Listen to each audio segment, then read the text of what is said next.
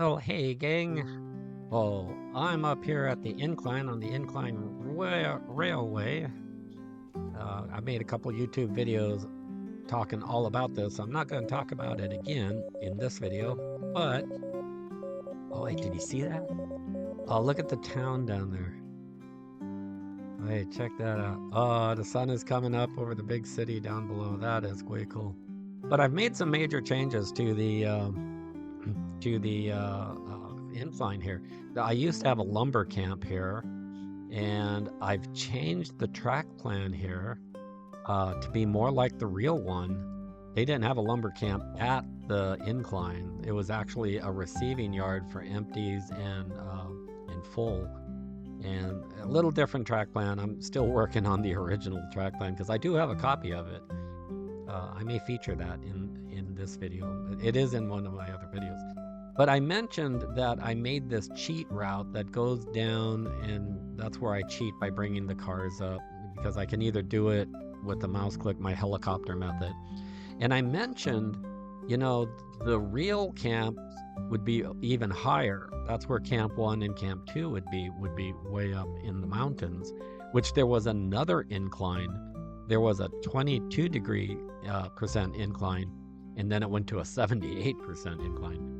By the way, that mountain on the side here, that ridge coming down, I measured that to see if that would be my 78. And it turns out that's only 50%. So it was too steep. I couldn't get railroads online to lay a good track. So I'm kind of stuck with my 23%, but I'm okay.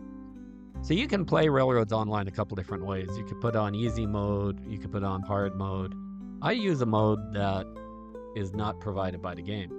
I use realistic mode, where I try to make, small bridges, try to keep the stuff low to the ground when possible. I use big bridges if I have to, but as a policy, I try not to use. I rather use Nap of the Earth. Nap of the Earth is laying tracks with the new track method. See, like this, it'd be scary to put this on a hill with a vertical curve, a passing siding. But, that's what they did. So this railroad actually comes up. Again, I'll use bridges for, water, because water is the enemy of track. It just washes it away and then you have to replace it. And sorry, folks, my just woke up and my voice is kind of crunchy here. But I just put this here uh just for color because I'm hoping Railroads Online gives us more single story rather than all those double story houses. But I thought I would just put a lumber camp here just for decoration purposes, not really for business or gameplay.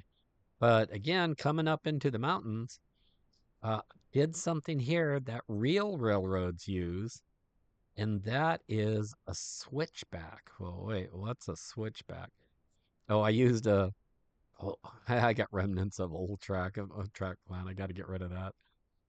Let's see. So coming through here. Oh, I love this area right here. Isn't this beautiful? It's just this really cool area here that I think is pretty neat. Yeah. Anyway, uh, so this is switchback number one. And what a switchback is this is in real logging railroading. It is a dead end piece of track. Comes out here to this dead end, and here I added some fill because I needed the extra distance for my cars. And then here you turn around, put it in reverse, throw the switch, and on a switchback, you now have to go up the hill. Now this is a 5% grade, and I'm using climaxes, and the climax with 6 logging cars will take 5% slow, but it does make the climb here. So it does make the climb, comes up all the way, and then again comes into a spur, a dead end spur, which stops. Typically, you want your spurs to be level, but it's not a requirement. But you can see we're gaining elevation really quick. And so then we come around, switchback number 2, and now we start climbing again. Now this grade isn't as bad. So this was only like a 3% up, so it wasn't bad at all because now we're coming to the camp.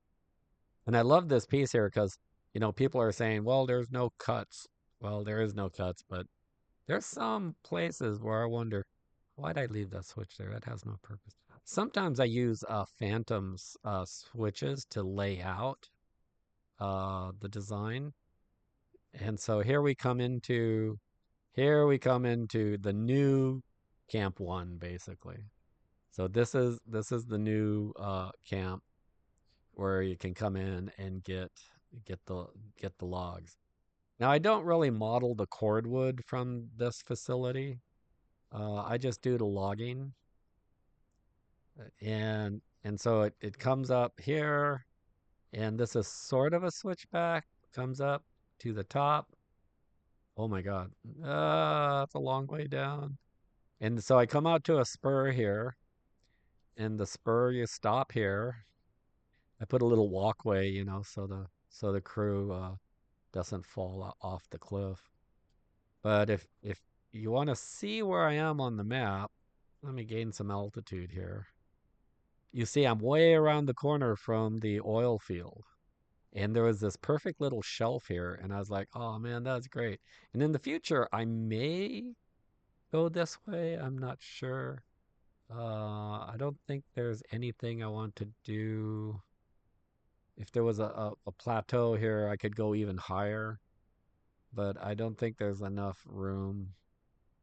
And so yeah, going down. Sometimes logging railroads, because of the hills, they would have to go up and down hills in order to get out of their logging zone. So there might be an incline here that would have to pull the cars up. But since there's no real way to model up part in railroads online, only the down is what I model, because that works.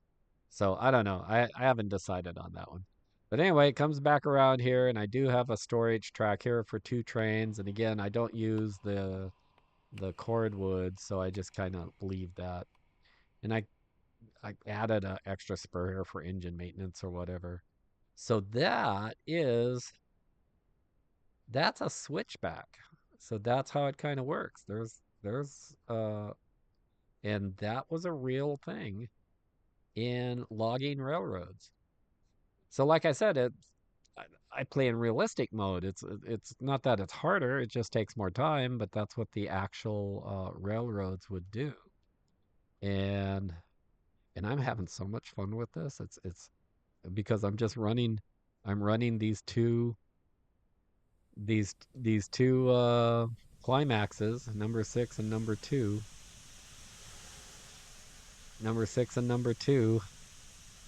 and got a nice yard here. 6 cars is the limit, and then pull them out here and then run them down the incline.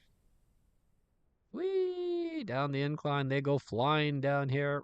Each car has to have 10% brakes.